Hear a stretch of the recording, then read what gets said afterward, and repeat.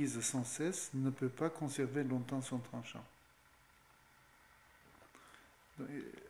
Dans le sens que il doit couper absolument. C'est L'épée que la l'on tentation. aiguise souvent, Si on a un pistolet, un jour ou l'autre, on tirera, quoi. on Dans s'en ce sert. sens, peut-être. Plus on possède d'armes tranchantes, plus le désordre sévit. Plus se développe l'intelligence fabricatrice, plus en découlent d'étranges produits.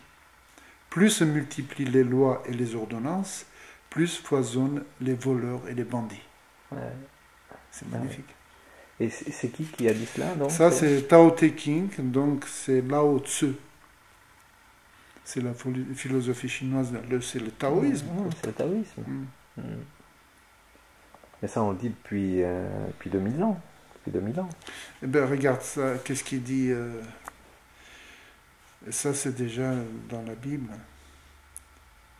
Observez les lits des champs, comme ils poussent. Ils ne peinent ni ne filent. Or, je vous dis que Salomon lui-même, dans toute sa gloire, n'a pas été vêtu comme l'un d'eux. Ah ouais. Oui, non, mais ça, c'est effectivement ça. On peut pas faire mieux que la nature. Elle est parfaite. Enfin, c'est toujours la même problématique. La connerie humaine. Donc, qu'est-ce qu'il faut faire pour arrêter ça? On ne peut rien faire. On peut rien faire. On peut que la constater alors. C'est très lent le processus, je trouve. Parce que là, quand tu lis ce livre, il y a des 20 000 ans, 30 000 ans, pratiquement, on était pareil. Ce qui change, c'est la technique, la technologie. Voilà, notre environnement. Quoi. Voilà. Mais Et sinon, en changeant l'environnement, on pense vivre mieux, heureux.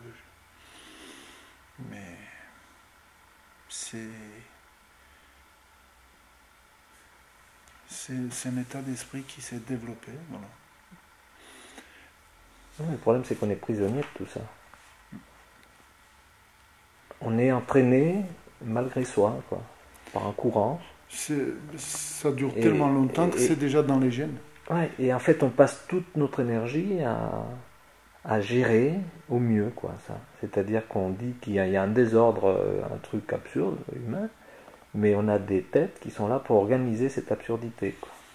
On a des États, des gouvernements, des parlements, des lois, etc., des organisateurs, le management, etc. Déjà, on est là pour organiser quand même malgré tout ce chaos, quoi. Il y a un chaos, puis on essaie de l'organiser avec l'intelligence que l'on a. C'est absurde, ça. Je me demande si on a cette intelligence. Tout est sur l'intérêt.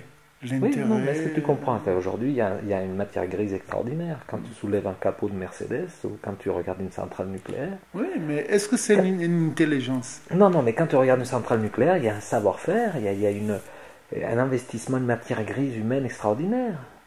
Alors, donc, on est capable de faire des choses extraordinaires. C'est pour ça que moi je dis que l'homme ne descend pas de l'homo sapiens, mais de l'homo habilis. Oui. On est habile, mais on n'est pas sage. Tu comprends la Oui, différence? tout à fait. Parce que l'homo sapiens, ça veut dire homme sage. Oui, mais alors, malgré tout, on a quand même, on a des prix Nobel, etc., des gens qui ont... C'est la foutaise. C'est de la foutaise. Qu'est-ce qu'il a fait, Einstein? La connerie? Ben, Est-ce qu'on avait besoin de la bombe atomique? Oui, mais est-ce que c'était pas dans l'évolution humaine, quoi, d'une connaissance de l'atome? On est allé dans plus le fond d'une particule qu'on a disséquée, puis on a connu le fonctionnement. Il y a des centaines de milliers de Japonais qui sont morts. Oui.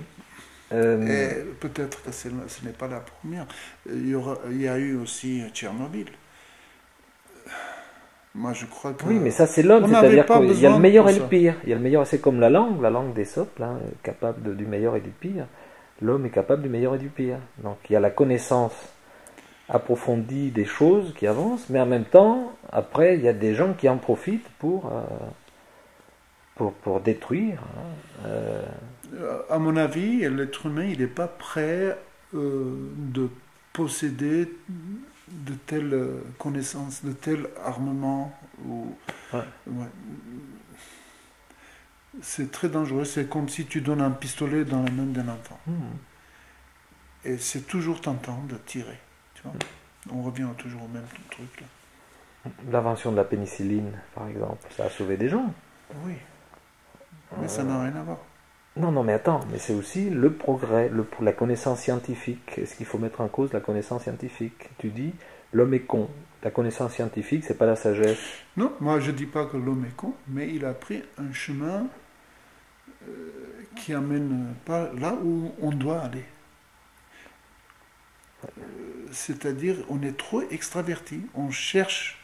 De toute façon, cette recherche que les scientifiques ils sont acharnés de trouver, c'est le soi, c'est soi-même. Mais ils cherchent ailleurs, ils cherchent à l'extérieur. On doit chercher à l'intérieur. La réponse est là. C'est infini, la recherche. Tu peux aller sur d'autres planètes, c'est pareil. Mais il suffit de trouver la réponse dans soi-même. Moi, je crois que tous tes désirs, ils sont calmés. Tu es là, calme. Là, on a changé de rail, là, un peu. Non, on n'a pas changé du tout. Moi, je crois que c'est tout simplement... on a pris justement une rail qu'il ne fallait pas, à un moment donné. Le matérialisme. Mais oui, moi j'en suis conscient, effectivement. J'en suis conscient, mais comment en sortir de ce rail? Est-ce que c'était pas déterminé, ce matérialisme? Est-ce que c'était pas prévu, finalement, dans le cheminement de l'homme? Comment? Je ne sais pas s'il y a quelque chose à faire. À part de... Chaque être humain doit peut-être faire un effort.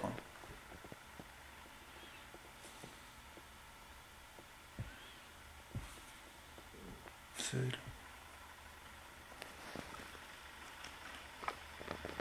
Tu arrêtes si tu veux. C'était arrêté? Hein? C'était arrêté? Ouais. Et tu peins plus alors? Tu peins plus? Je ne peins plus. Non. Tu lis? Alors, tu sais, il y avait une exposition dans la mairie du 3e. Il y a une dame, elle m'a appelé, oui, il y a une galerie, il m'a donné ton nom, tu es arménien, on organise les peintres arméniens, les peintres arméniens, etc. Je suis plus arménien. Non, mais j'ai dit bon, d'accord, mais par contre, j'ai dit, ils sont pas récents, parce que les tableaux qui sont récents, ils sont pas vendables, et j'aimerais même pas vendre. Alors elle m'a demandé quelques photos, j'ai envoyé, mais dans la lettre j'ai marqué que je cherche pas trop à vendre. Mais elle m'a écrit que en fait nous on veut vendre pour aider l'Église. L'église Donc arménienne? vous nous convenez pas. L'église arménienne? Oui. Et pourquoi vous ne nous convenez pas? Parce que je veux pas vendre. Ah, d'accord, ok. Alors, présenter les œuvres, ça les intéresse pas. Parce que finalement, ce qui les intéresse, c'est de Voilà, vendre. c'est le fric. Et puis, il y a les deux aspects qui pourraient les intéresser, dire présenter quand même des choses originales, qu'on n'a peut-être pas l'habitude de voir, et présenter aussi parallèlement des choses qui peuvent se vendre. Oui. Alors du coup, tu n'y vas pas là. Non. Non. D'ailleurs, j'aurais dû dire non dès le départ. Parce que ils sont pas vendables, tout ça. Comment tu veux vendre? Bien sûr. C'est fait pour aller dans les musées. Non, mais même, c'est très intime. Je ne vais pas mettre ça dans les musées. Voilà, ici c'est bien. Tu viens regarder, des amis qui viennent regarder. Et s'ils regardent, hein, encore. Parce que les gens maintenant, ils ne veulent pas être dérangés. La peinture dérangeante, ça ne les intéresse pas. Un bouquet de fleurs, c'est bien. Un nu, c'est très bien. Mais quand tu fais ça, alors quelle horreur.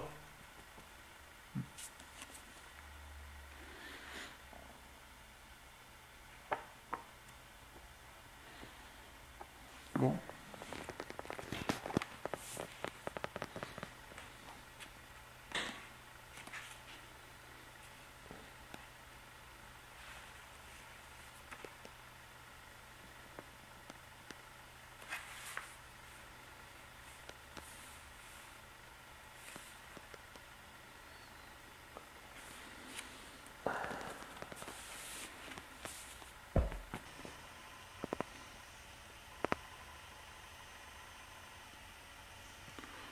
Arnold Toynbee. Tu dis comme ça? Toynbee? Toynbee? Toynbee. Multipliez, emplissez la terre et soumettez-la. Dominez sur les poissons de la mer, les oiseaux du ciel et les animaux qui rampent sur la terre. Cette recommandation est claire et catégorique, mais le refus de s'y conformer l'est tout autant. Ne nous soumets pas à la tentation. Et ça, c'est déjà... C'est contradictoire. Ça, c'est un peu plus tard, donc c'est le Nouveau Testament. Ne nous soumets pas à la tentation, mais délivre-nous du mal. C'est le seul animal qui fait la différence entre le mal et le bien. Donc, il a le choix de faire le mal ou le bien.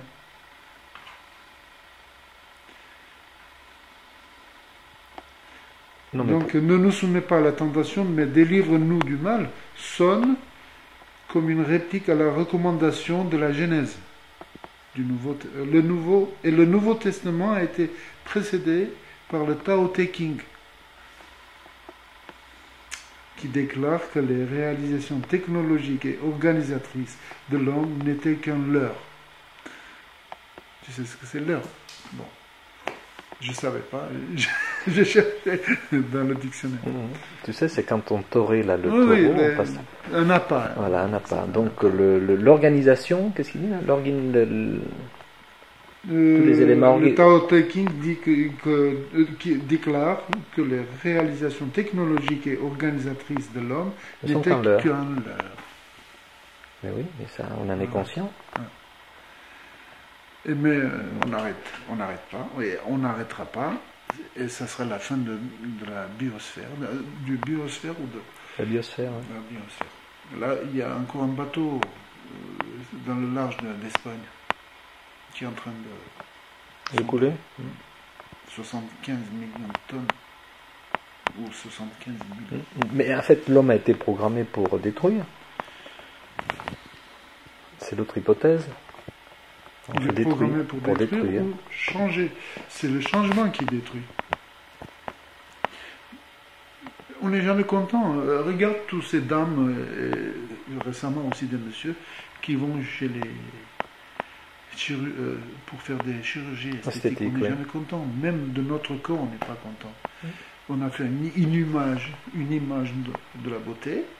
On dit ça c'est beau. On doit tous sortir de l'entraille de quelqu'un. On doit être mince, bronzé. Mais c'est affreux ça. Affreux. Et tout ça, c'est entretenu par les pubs, par les journaux, par la télé. Et oui, mais parce que tout ça fait vendre, tout ça fait tourner les entreprises, crée des emplois, et fait que les gens puissent vivre. Sinon, comment tu les fais vivre, ces gens? Comment est-ce qu'ils mangent leur... Pourquoi il y a tant de gens? Pourquoi on est si nombreux? Pourquoi être si nombreux?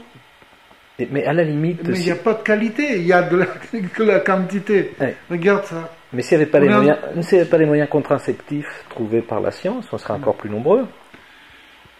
Ça ne va pas empêcher de déborder la vague. Ou alors si on était resté il y a 3 siècles en arrière, quand il n'y avait pas tous les moyens de se soigner, on serait moins nombreux. Parce qu'effectivement, les gens mourraient à 30 ans. Donc à la limite... là maintenant, ils sont en train de trouver des procédés pour allonger la vie de HL, comment c'est ça, tout à fait, des médicaments et tout, comme si on ne vit pas assez longtemps. On est aussi une sorte de... Comment on dit, poids sur le dos de la société. On vieillit, on ne fout plus rien, on est sénile un peu. Et pourquoi faire ça? Laissons faire la nature. Oui, mais si on laisse faire la nature, il n'y a pas si longtemps, d'ailleurs il y a des pays encore en Afrique où les gens, l'espérance de vie c'est 40 ans. Ça a été toujours comme ça.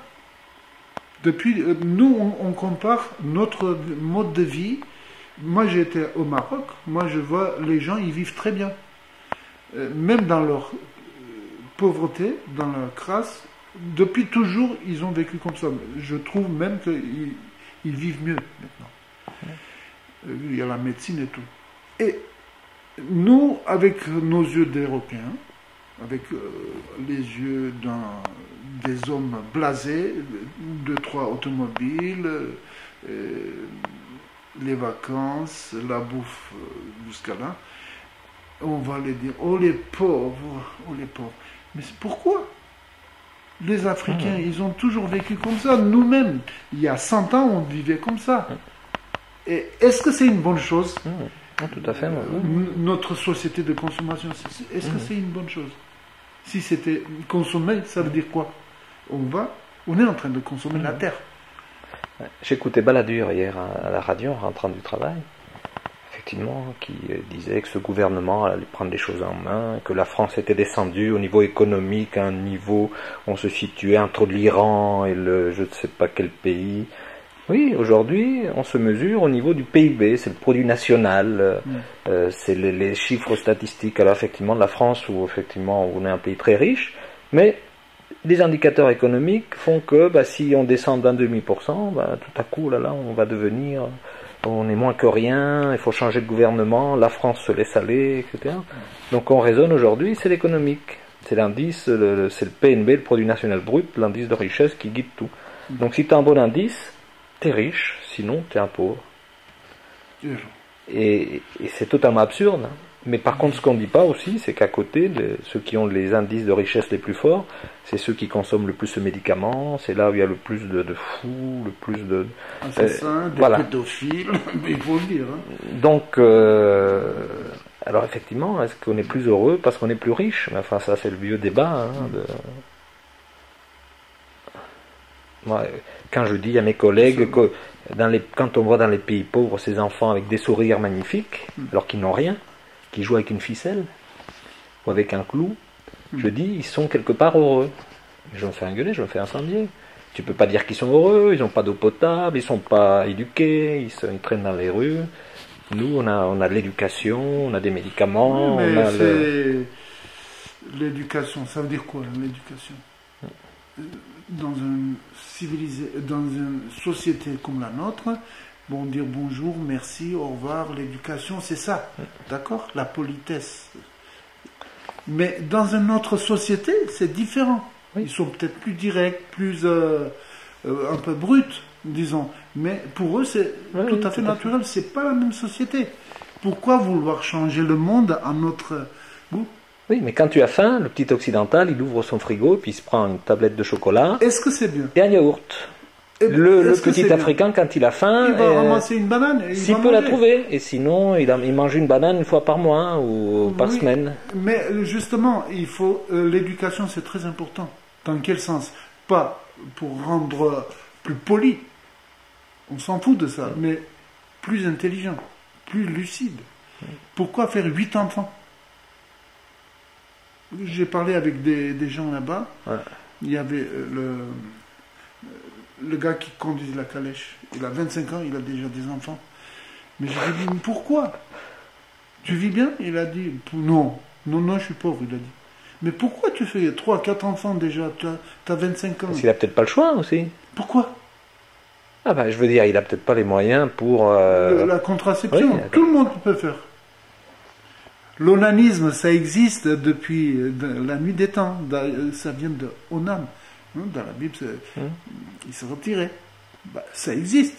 Il suffit de vouloir. Non. Ça, c'est Dieu qui décide. Bon. Dieu, il a décidé que l'homme va se suicider. Peut-être ce sera une bonne chose pour la Terre, pour les autres espèces.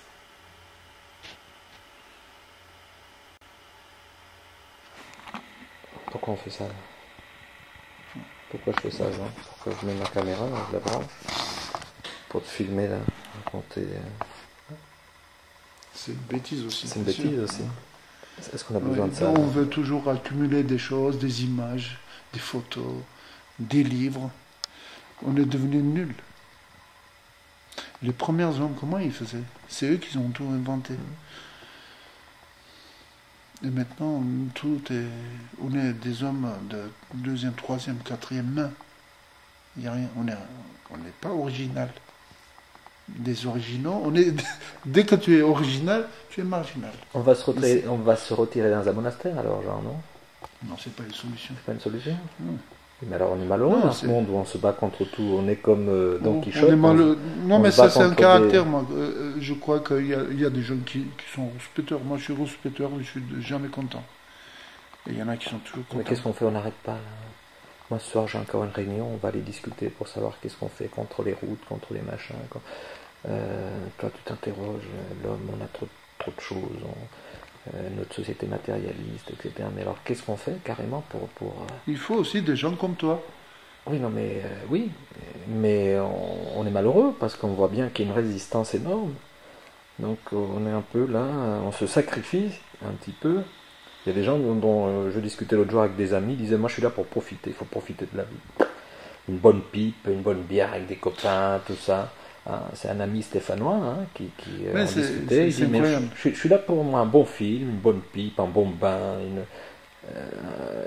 un verre de bière avec des amis le soir, venu, mais c'est ça la vie, il me dit. Voilà. Et pour moi, profiter, c'est ça. Voilà. Déjà, le mot profit, c'est tellement laid. Profiter de la vie, il y a une contradiction. C'est comme si toi, tu es extraterrestre, tu es venu sur la Terre pour profiter de la vie. Tu es la vie. Tu es la vie, tu fais partie de la vie. La vie sort de toi comme si. Parce que la conscience voit la vie. Sans la conscience, pas de vie. C'est comme ça. Et c'est idiot. Et il enseigne, lui, chez toi. Non, il est prof de français dans des lycées à Saint-Étienne. C'est très important. Les enseignants, il faut qu'ils soient des gens très... Non, mais lui, pas cultivés, je dis. Mais... Non, mais en fin de compte, notre vie, quand on aura 80 ans, il y a des gens qui vont dire, moi j'ai profité de la vie.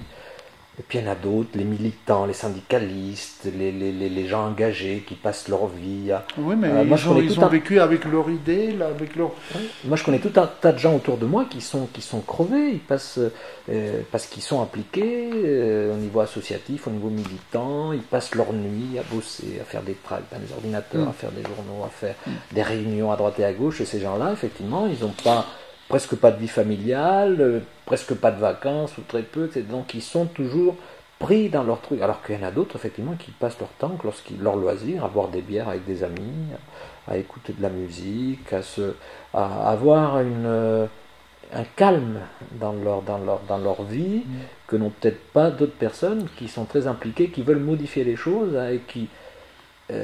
alors, je sais pas, donc est-ce que c'est lié à des personnalités C'est l'âge de pierre, pour moi.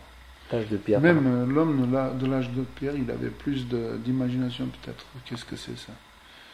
Vivre avec une bière, aller au cinéma.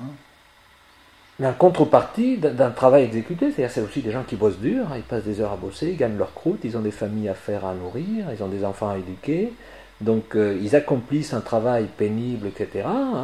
Mais en même temps, lorsqu'ils ont des loisirs, ils veulent un petit peu en profiter, penser à eux, ils ont un corps, ils veulent s'en occuper. L'autre jour, j'ai vu une émission sur les rats. Il paraît, ils nous ressemblent beaucoup. Ils sont très sociables entre eux, mais aussi, ils sont très prolifères, comme les hommes. Mais ils sont aussi très violents. Ils nous ressemblent énormément. Je sais pas, il y a quelqu'un qui l'a dit, si les rats ils étaient comme des chiens, ils seraient les maîtres du monde. Ils sont très intelligents. C'est peut-être ceux qui viennent après nous, quoi. Après l'homme, c'est peut-être eux qui vont nous remplacer, quelque part, lorsque nous, on aura tout fêté. Je souhaite pas, parce qu'ils sont peut-être aussi violents que nous. Je me demande si nous, dans notre société, on n'est pas en train de... S'il y avait une autre vie plus intelligente, ils nous auraient peut-être détruits en tant que rats, comme nous on fait avec les rats. Tu as compris ce que je veux dire? S'il y avait une vie plus s'il y avait une autre, s'il y avait une hiérarchie, s'il y avait d'autres êtres, pas humains, mais une autre forme de vie plus intelligente, peut-être ils nous auraient mis une sorte de DDT pour nous détruire, pesticides. Parce que je ne sais pas où on va comme ça, on est en train de détruire tout. C'est vrai. Le fait est que... Alors la semaine prochaine, je vais à Saint-Étienne, à Firminy, à un salon, comme il y en a beaucoup à Lyon, tout cette Polytech, etc. Là. C'est un salon où des industriels se réunissent pour vendre leur savoir-faire en matière de traitement de l'eau, etc. Donc parallèlement on détruit tout, nos rivières n'ont plus d'eau propre, elles sont polluées. Alors qu'autrefois on se baignait dans les rivières, on buvait l'eau des rivières. Là, elles sont toutes polluées de par l'industrie, l'agriculture, etc. Donc de par notre mode de vie. Mais parallèlement, il y a des sociétés qui créent des machines. Aujourd'hui, tu as des machines où tu mets du pétrole d'un côté et ils sortent de l'eau potable de l'autre. Tu mets de la boue polluée, etc. d'un côté, et de l'autre côté, tu mets un verre et tu bois l'eau, et elle est propre. C'est pas ridicule. C'est extraordinaire, ça. C'est extraordinaire, le savoir-faire peut-être. Mais c'est extraordinaire. Donc aujourd'hui, extraordinaire on fout nos rivières en l'air, mais voilà. En contrepartie, on peut mettre une machine où tu as de l'eau qui sort. D'abord, on casse, après on fait des outils pour réparer. Comme si on n'a pas assez de problèmes. D'abord, on salit, après on invente des machines. Mais c'est quoi ça? C'est ridicule.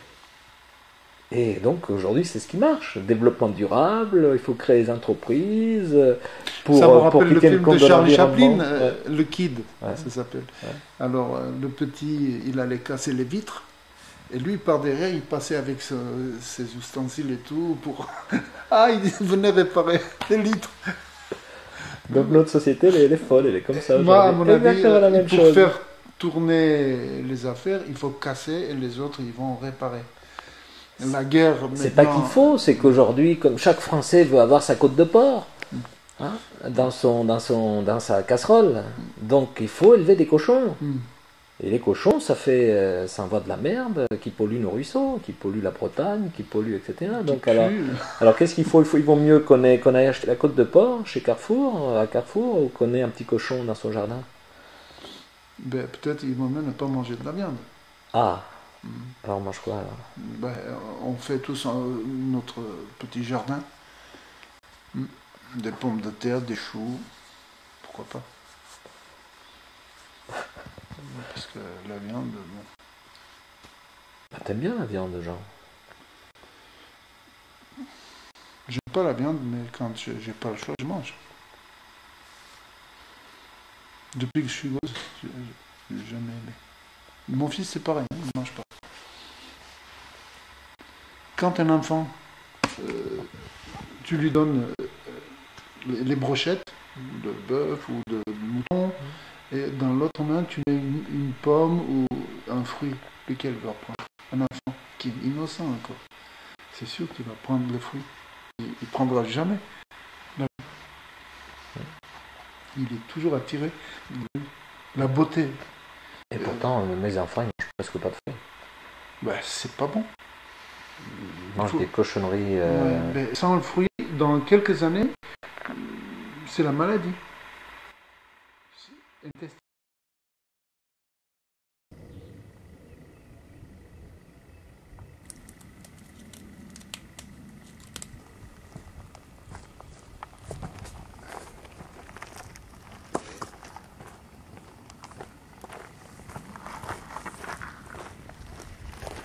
Alors, on va faire quelques de blé.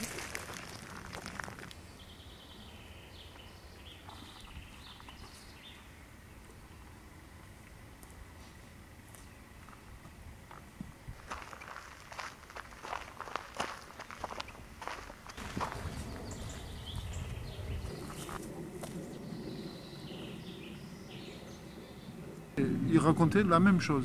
Donc, tu vois, ils l'avaient commandé. Ils agissaient sur leurs rêves.